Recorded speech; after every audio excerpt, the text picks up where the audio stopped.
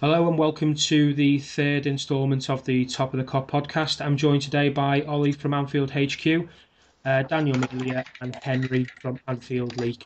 We're here today to talk about obviously Tuesday night against Ludogorets and ahead of the West Ham game.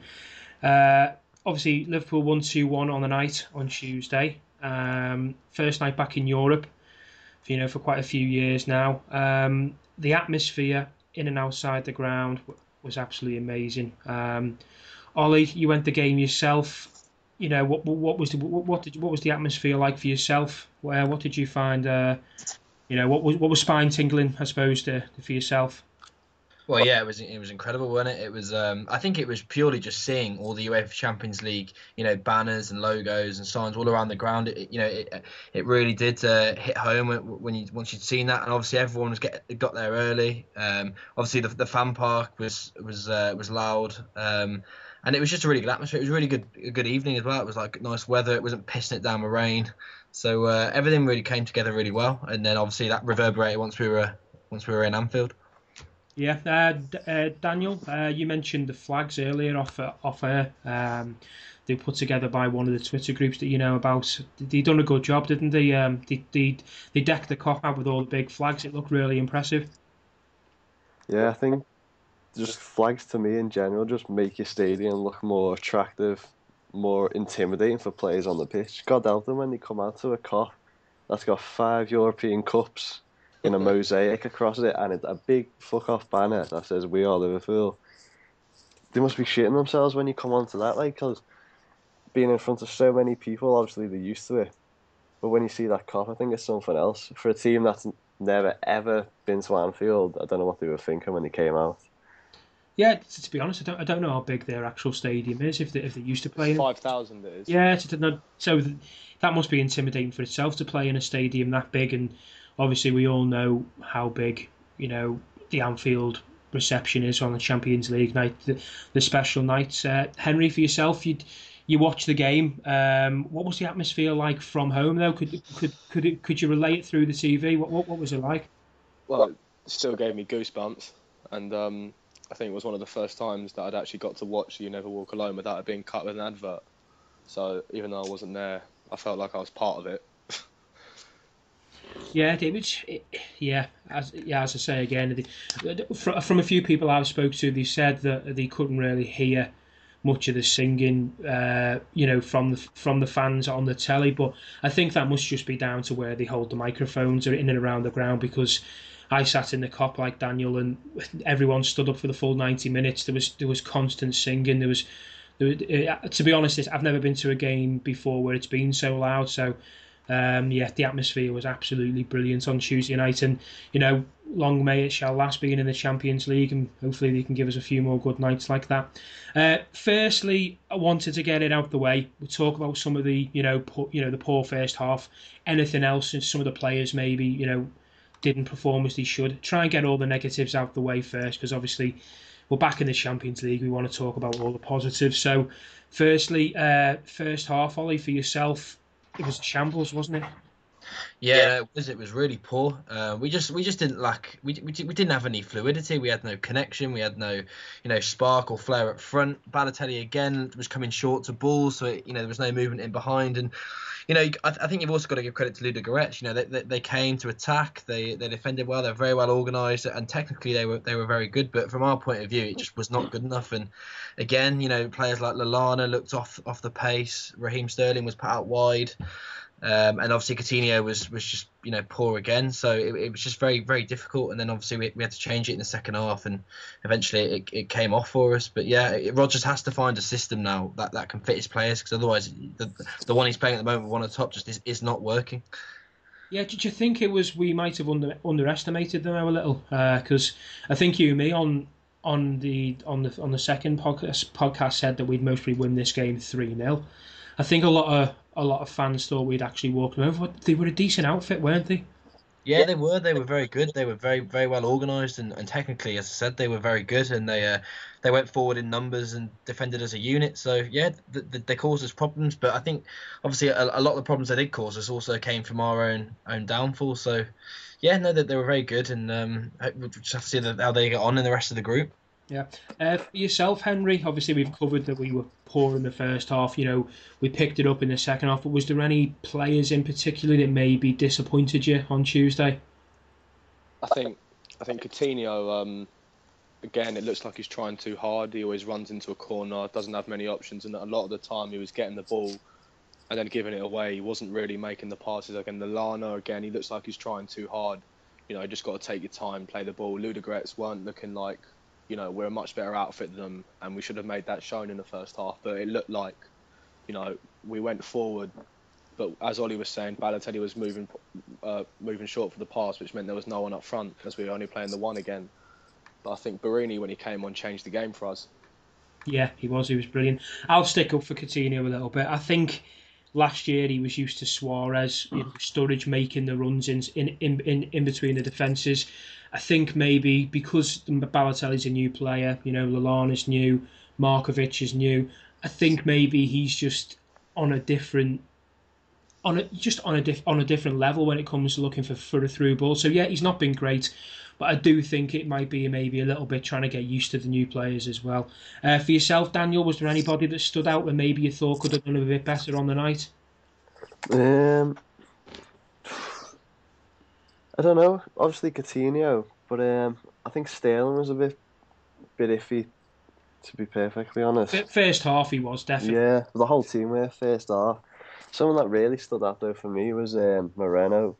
He was going up the field, and then Manquillo would join in the attack. And a couple of times we've seen from the cop Moreno just coming back into the right back position, just covering Manquillo, and I thought that was perfect from him. Yeah, he does. He gets across the park, doesn't he? He is now fast.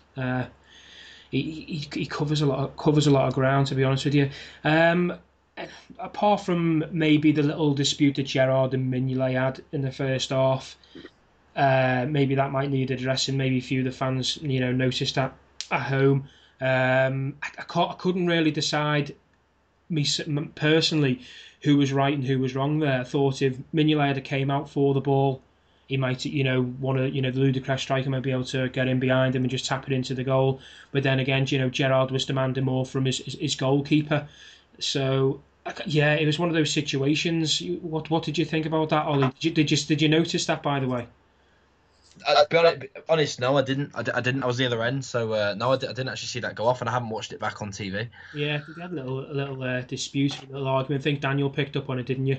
Yeah, I think it's nice to see your captain giving some stick to the other players, because Gerrard's been there so many years. He knows what's expected of his players, and when you don't see him saying things to others, it starts to make you question.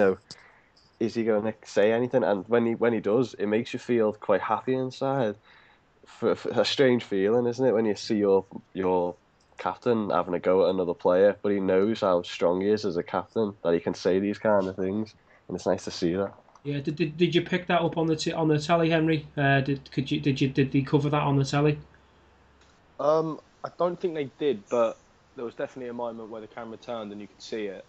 And as Daniel said, it's great when Gerrard's got, he's the biggest icon on the pitch, and he's got to make that shown. You see him. I think it's great to see one of your, even if it's having a go at them, even if it's just giving them a boost. I saw him do it with Moreno, and he did it with Manquillo against Dortmund. He makes them, go for the ball. You've ever seen at the game at Dortmund when he told Manquillo to run onto the ball, and before there was a goal scored. It's things like that which sort of gem the team together.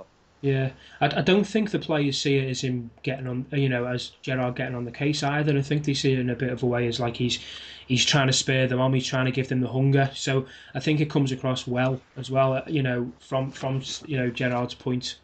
He's a great leader, isn't he? Yeah, he is. He's really good. But I think as well with Mignolet, if we're going to, we might as well get all the negatives out the way. But I think the sooner we get Valdez in for the competition, the better, wouldn't you? I think you'd all agree on that.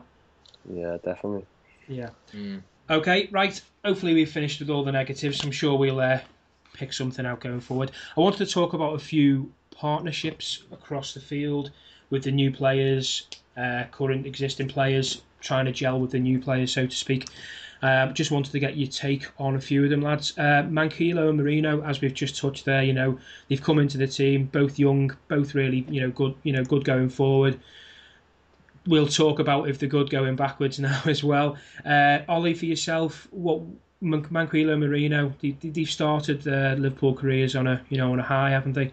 Yeah, they have. I mean, they're both young lads, and they've come in and have just shown no fear and just taken to the Premier League really. And it's amazing when you think we could have had Bertrand and Johnson as our fullbacks this season, and we've ended up with a player like Moreno, who's obviously come in and he's done remarkably well, and got man of the match and scored a great goal against Tottenham, and Manquillo, who looks very hungry. So yeah, they are, and they're also they know how to play the Rodgers way, and that's something that Johnson has struggled to do in the last couple of seasons. So yeah, and they both look very committed. They both look hungry, which is exactly what Rodgers wants, and they've been very good for me so far. Yeah, I was very surprised at how good Manquillo has adapted to the Premier League for starters, and fitted into our team quite well, because he only played 6 games last year for Atletico, and we've got him on loan. I thought he was going to be a covering player for Johnson and Flanagan, but he's actually turned out that possibly he's going to be the right back for the full season. For yourself, Henry, Manquillo, Marino, I think there was 2 main points that sort of stood out against Ludogorets. It was the Moreno's save and tackle towards the end of the game. Oh, brilliant. And it was also when Manquillo ran on to win the penalty for us. It just shows, even going forward, our fullbacks just I think you wouldn't get that with Enrique. He always likes to just sort of settle into his position. I'm liking, like the hunger to win that ball, because, a lot of players would have said that's a dead ball, and then he ran onto it. Before there's a penalty, and we've actually got 3 points out of that game. But also, if Moreno hadn't made that tackle, we'd have been 1-0 and then gone on to go 2-1 down, because I don't think we'd have came back from that.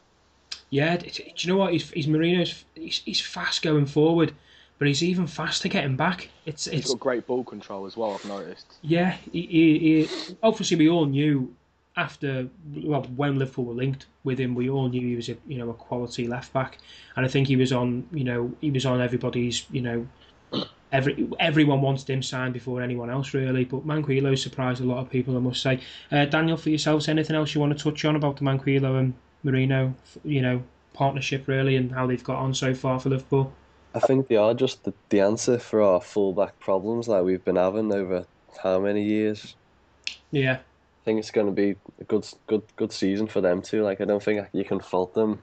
I think cause they can only improve, can't they? Because they've never been here before, never played in the league that we play in. Compared to the leagues they've been playing, it's totally different.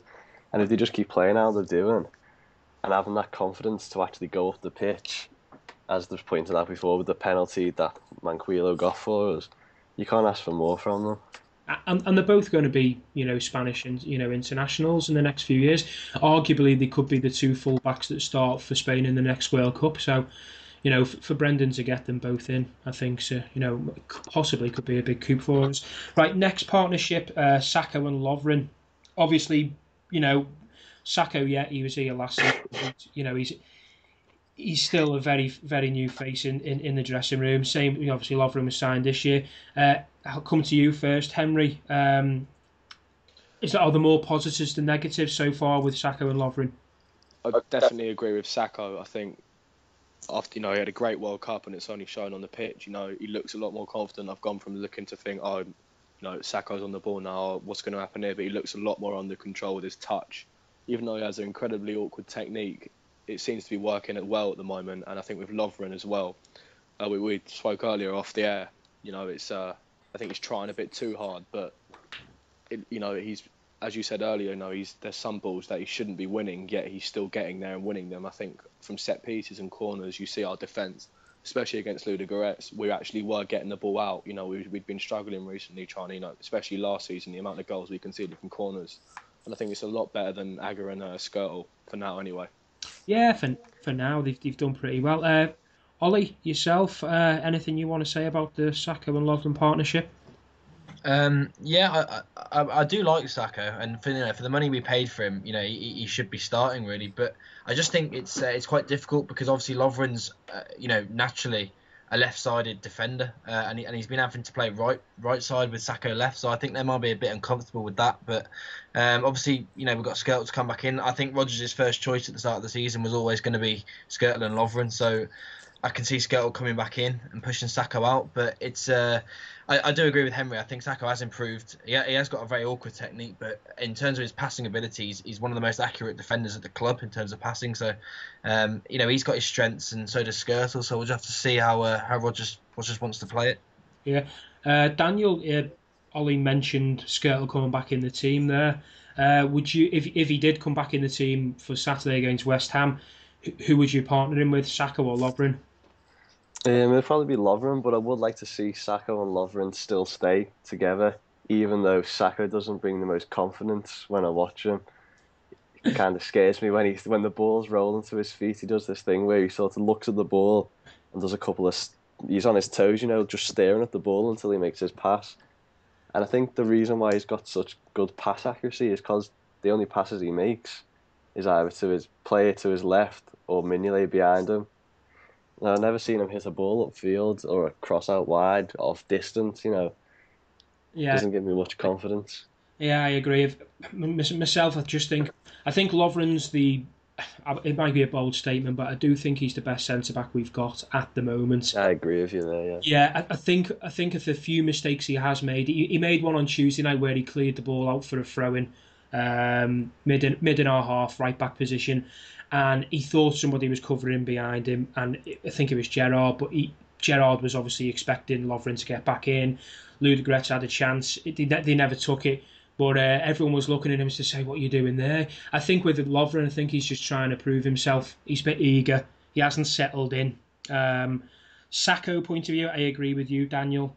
There's just he's a bit nervy on the ball. He really reminds me of Jimmy Traore on the ball, to be perfectly honest. Just the whole lack of confidence. He'll get better. Right, next partnership, one of the biggest ones, I suppose, for this season so far, Henderson and Gerrard. Obviously, Henderson's just been named the vice captain alongside his captain, who he's learnt a lot of, over the last few years. Ollie, I want to, there are obviously a lot of positives, but are there any negatives of the two, both sitting and going forward together at the moment? I'm not sure. I think they're very good together as a partnership because they're obviously very well very well connected on the pitch. But I think there will be negative issues the closer Gerrard gets to retirement because I think we'll lose some of it. So I think at the moment it's all right though. I think it's just finding that other midfielder that needs to go in. Obviously Joe Allen's very perfectly suited to a lot of the games we've been playing recently. And we're having to call upon Lucas, who was seemingly going to leave the club because obviously Chan's injured as well. So I think for the moment it's all right, but I think the closer Gerrard gets to retirement, there's going to be a few issues. Yeah, I do think personally myself, though, it's better having two midfielders going up and down together rather than just having the sole defensive mid. I think I mentioned it in the first podcast. If you come up against a big team and Gerrard's sitting in there on his own and he's playing Man City and he's got Nasri Silva and Toure coming at him, no matter how good a centre mid Steven Gerrard is, he's not going to be able to stop them on his own. So it's an important partnership, Henderson and Gerrard, for us, I think. And I think we need to stick with it. Bringing out. I'd like to see Henderson take charge at Middlesbrough on Tuesday. Give Gerrard the rest and have Henderson playing centre with Lucas or something like that. It possibly could happen, yeah. I think Henderson is thriving under everything at the moment. You notice him at the game, he runs everything down. He chases everything. He chases the goalkeeper to hurry up with his goal kicks. If there's a decision and the referee gives to the other team, he he does the captain thing. He walks up and gives his opinion. He's just at the moment. Henderson's on cloud nine. I think he's he's been most impressive for me so far. Henry, for yourself, Henderson, Gerrard, is it working for yourself?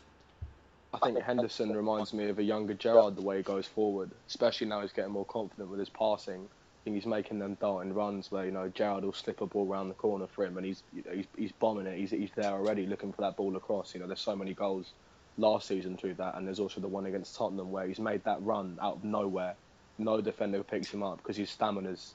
He's the only player I see who will run until the whistle is blown.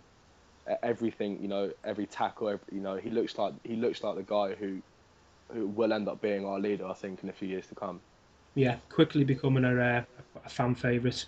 Right, the last partnership I wanted to talk about was, it was a brief one, but was Balotelli and Barini's partnership. Now, we went into the game, Balotelli up front on his own. He was quite isolated yet again. I think they tried to play it, where Sterling was a bit more up top, but it didn't work. Sterling ended up coming back a bit more. But as soon as Barini came on, give the lad his due. We covered it on our last podcast about bringing him in the second half, letting him have a go. He was brilliant, wasn't he, when he first came on, Ollie? Yeah, no, it was. He gave us something which we lacked all game, and that was movement up top. And Perini and Balotelli are both Italian, so there's obviously that connection there. And yeah, as I said, Perini gives us something which we don't have available at the moment with Sturridge out, and that's mobility up top. So yeah, I've no reason why that they can't work together.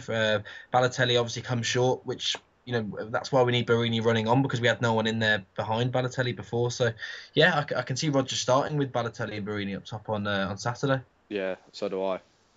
Yeah, I also think as well with Barini, the one thing he offers, which Sturridge does to a certain extent, is actual movement off the ball, which you might not pick up when you watch it at home. If you're watching him at the game, Sacco or Lovren might have had the ball in a few examples on Tuesday, and you can just see him dropping his shoulder on the centre back, keeping the centre back on his toes.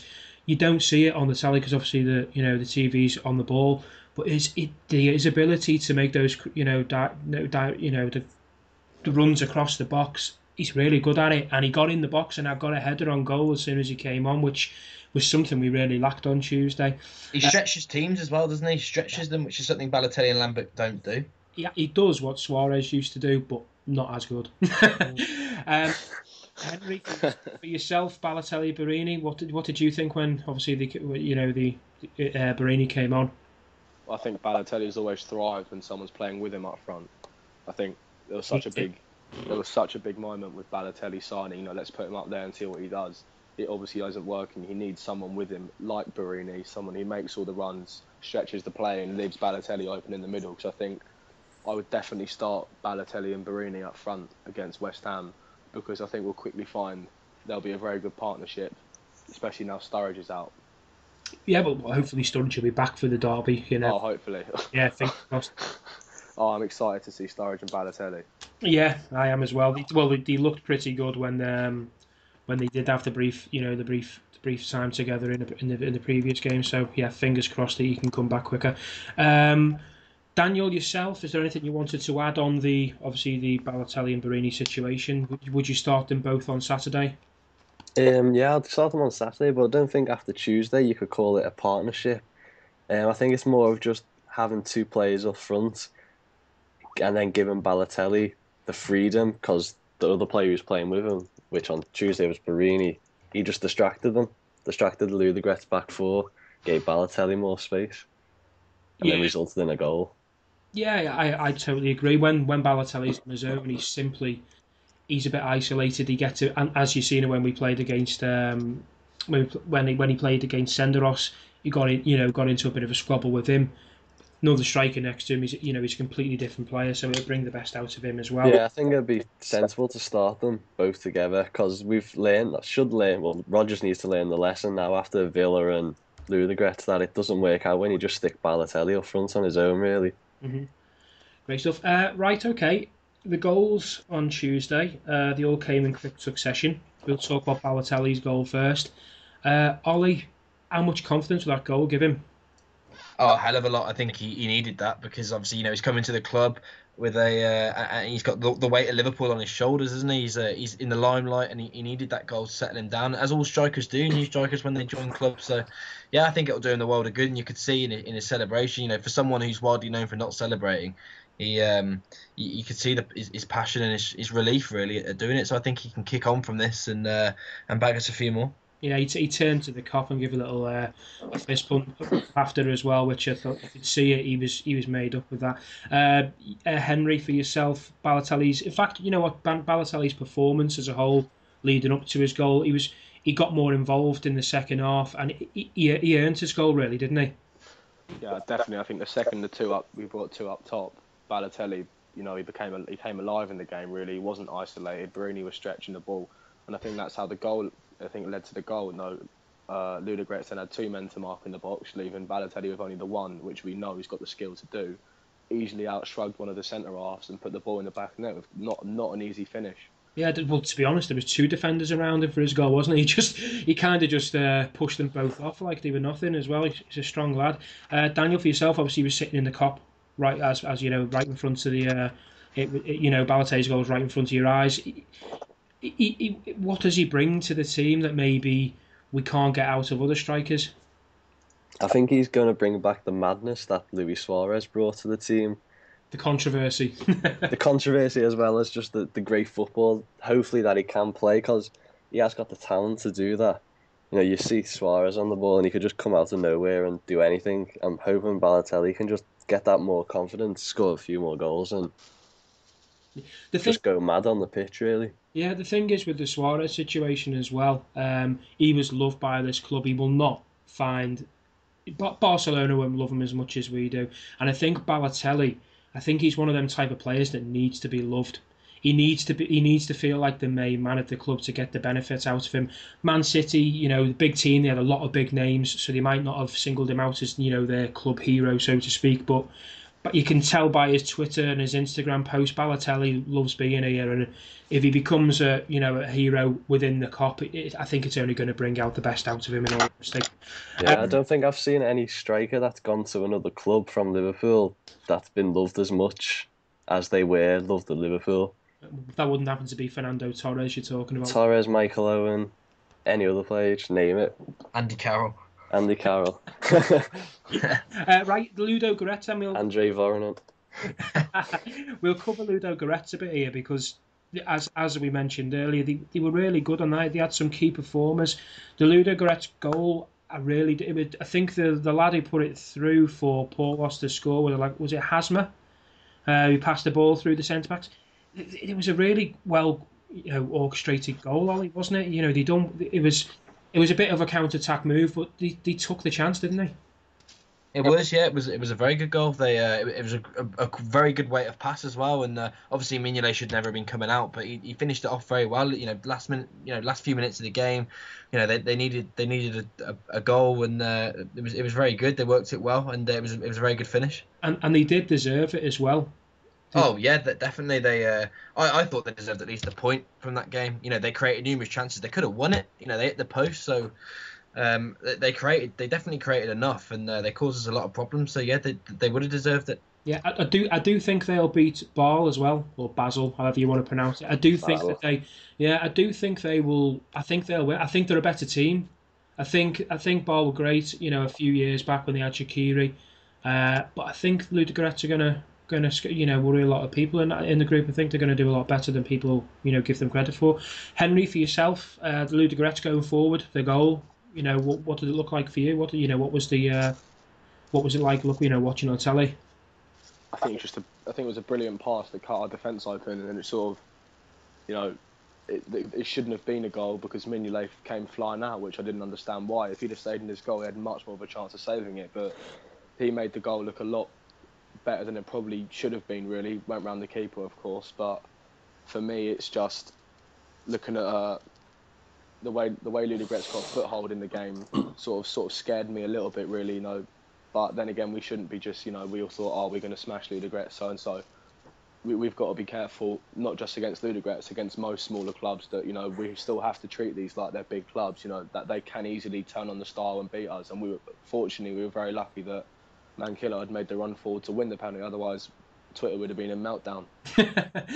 Yeah, well, do you know what? As well, I think the players definitely underestimated them, because what you can notice when a big club scores a goal against a minnow, they don't really celebrate. Now, yeah, Balotelli was made up, he scored his goal, but even Steven Gerrard's penalty, when he scored it, if that had been any other team, Champions League, and he scores last minute, he'd be running to the corner flag, sliding on his knees, kissing the camera, whatever. He definitely underestimated them, and I usually pick it up within the players and their reactions to obviously the goals. I have noticed he doesn't like celebrating when he scores a penalty. Really, he just stays where he is. Yeah, that's true. Actually, unless it was against Man United. Or Fulham. You can do Fulham away. Yeah. It's brilliant. Daniel, yourself, Ludogorets, was there any key points that you maybe picked up on that we haven't covered, or is there anything you just want to reiterate, really? They were so fast, weren't they, coming from the wings and playing balls into the box. There was a ball, I think it was the first half, and they just smashed it across the 6 yard box. And I was looking, going, "Where's Lovren? Where's Sacco?" And he kept going past, and no one, luckily for us, their players went on the back post to tap it in. But I think the goal that they scored, it reminded me of the way we were scoring goals last season for fun in the second half of the Yeah, season, yeah, yeah. just Yeah, carving teams open. That's what we need to get back to soon. yeah. Actually, I would like to mention the Brazilian Marcelino. Was it? He had a tidy performance. You know, he's a decent player. Um, Number 84. I, I, I think it was. Yeah, but he had a decent game. He caused us a lot of problems going forward. So, you know, correct credit to Ludogorets. He played really well. Right, going on to Saturday. Obviously, Brendan Rodgers had a press conference today. It's a few injuries. Wanted to point out John Flanagan out for a few months after knee surgery, out for 3 weeks. Positive. Daniel Sturridge could be back for the derby. For, well, for yourselves, John Flanagan's injury is going to be gutting for him. But are we going to miss him as much as maybe some people have liked to? You know, on Twitter today, it's been, oh my God, John Flanagan's out for 3 months. Are we going to miss him? Are we going to miss him that much, Ollie? Um, yeah, I think we'll only miss him if Manquillo gets an injury, because obviously, we've only got Johnson after that, and he's obviously got a lot of stick this season. So yeah, I think we will miss him if Manquillo gets injured, and obviously we don't want what happened to Martin Kelly to happen to Flanagan, because we know what injuries can do to a player's career. So yeah, I think obviously at the moment he's not going to be as missed because Manquillo is in very good form and playing well. But if he does get an injury, especially in the hectic schedule at Christmas, then we may miss him. Yeah. Yeah. Daniel, for yourself, Alan's out for 3 weeks. I know you're an admirer of what he brings to the team. Again, we've got Henderson and Gerrard in the middle. Alan brings a bit more dictatorship about the tempo of the game. You don't really notice it much, as you say, when you watch it on the telly, but you notice it when you're at the game. We're going to miss him, aren't we? Yeah, definitely. I think the way you can bring Alan on, you look forward every time for a pass or to make him move a couple of yards left or right of a player. You're bringing Lucas on. He does do his job properly as a defensive midfielder, but you can't ask anything else of him, attacking wise with Lucas. So I think Alan will be a big miss. Yeah, Lucas is just a defensive yard dog, making tackles, winning the ball back, Getting a booking. giving away free kicks in stupid places. Right, Henry, Sturridge back for Derby Day. How important is he? Oh, it's massive. I think it'd be a great time to actually show off Sturridge, Sterling, and Balotelli together. Yeah, And I also think Balotelli will feed off. They'll both feed off each other perfectly. They're similar. One's left-footed, one's right-footed, which means there's always going to be balls coming out wide. And I think on a whole, really having Sturridge back in the squad's a morale boost. You can see how much he's hating being injured, and the initial scares. Even Sturridge himself was tweeting, how gutted he was, but he must be dying to get back on the pitch now. I bet you would have loved to have that Ludogorets run out. yeah. Would have. West Ham as well. I think we touched on it before, but I made a note to talk about it. Skirtle's back for Saturday. Would you bring him, Henry? Would you bring him straight back in, or would you maybe introduce if it's nice and comfortable? We're winning 3-0. Would you bring Skirtle on, or would you actually start him on Saturday? I wouldn't. I think keeping Lovren and Saka at the moment it's only going to get better, really. And It's crucial, yeah, isn't it it? was. It was a bit shaky against Villa, but I think I saw signs at Ludogorets that they looked like they could form a very good partnership. And I don't think Skirtle's a bad defender at all, really. If he stopped scoring own goals, it'd be 10 times better, because he's one of them that gives you that aerial threat in the box. He scored so many last season for us. Was he the highest scoring defender, really, and also the highest own goal scoring defender? So it's one of them, really. But I would definitely keep Sacco and Lovren, and then yeah, as you said, if it's comfortable, we have to be careful, really. We don't want to do a Crystal Palace and then concede 3. Yeah. But I would personally probably rest them, give them a run out at home, maybe Middlesbrough. Yeah, we've got Middlesbrough, and next week. That's always a good time to introduce him, isn't it? Ollie, for yourself, would you stick with Sacco and Lovren? Yeah, I would. I think we need some, continuity at the back, especially with our defensive problems. So I think, yeah, and as you say, give Skirtle a run out against Middlesbrough. I think that's probably the best game for him as well, as it is for Lambert up top. But yeah, I'd keep it as it is. I don't think it's purely down to Sacco and Lovren. Obviously we've touched on Mignolet and then the players in front of them too. So yeah, I'd keep it as it is. But they're going to have a test at the weekend, but hopefully they can come through it. Daniel, do you agree? Yeah, I think you got to keep the same centre backs going for a couple of games, but the only problem is, could it cause some upset with Scale not starting? So I think if you did introduce him for 15 minutes or 20 minutes at the end, when you does look pretty comfortable in whatever game you're playing, then I think that would keep the happiness up between them. I agree with keeping the same back four. The only thing that maybe a few people may think of a negative side of things is the back four at the moment are pretty new. So away from home, West Ham, yeah, we've won 4 out of the last 5 games there, but you've got to rely on you've got to rely on the players who have been at your club for the longest. I agree we should keep the same back four, but if something was to happen to Lovren or Sacco, touch wood, obviously it doesn't before the game, I'd be quite comfortable with Skirtle coming back in as long as he's match fit. Right, the one thing we didn't touch base on before was the fans, Ludogorets fans. They were brilliant, and even though they lost, they were gracious in defeat, weren't they, Ollie? Yeah, they were, and they obviously sent that letter to the club thanking them for the way our fans appreciated them. But yeah, they were terrific. I mean, to come into Anfield for the first time for a club their size must have been absolutely incredible. And they kept singing through the whole thing, and they were, as you said, very gracious in defeat. And they applauded our players off the pitch as well as theirs. And yeah, they were very good. Yeah, when we were sat in the Kop, Daniel. At the end of the match, they clapped the whole stadium to thank them for obviously having them, didn't they? Yeah, they did. I think during the match they were just incredible. I don't know what it is about European teams, especially them lot. They were just screaming like these war cries almost. Their chants are just something else like you never hear at Premier League teams at the match. Yeah, Henry, did you pick up on the Ludogorets fans?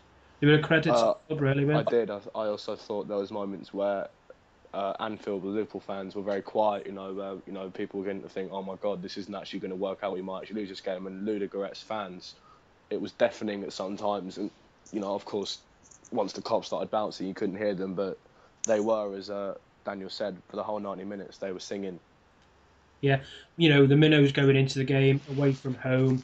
They think they've got a point with the goal, with the equaliser, and then they give away a penalty in the last kick of the game.